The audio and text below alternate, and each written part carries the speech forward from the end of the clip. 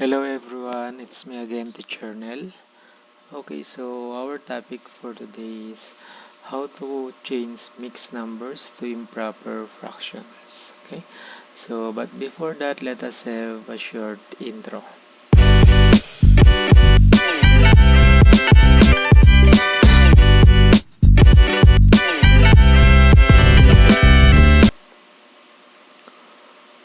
Okay, so how to change mixed numbers to improper fractions. Okay, so this is easy, no? Just follow the process. Okay, so let us answer number 1. So 3n 4 over 6. Okay, so we're just going to times and add. Okay, so just times and add. So 6 times 3 is equal to 18. Then plus 4, that is 22. Then copy the denominator 6. So that is 22 over 6.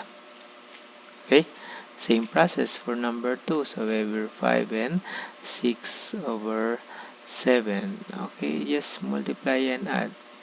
7 times 5 is 35. Then plus 6 is 41 over 7. Okay, so that is 41 over 7. So let us do the same po with number 3. 7 and 5 over 9. Okay, so just multiply and add again.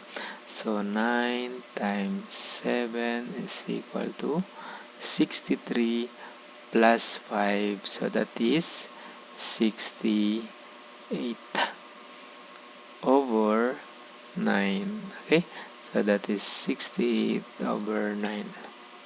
Okay, so if this is clear to each and everyone, so will you please answer number 4, 5, and 6? Okay, kindly write your answer po in our comment sections.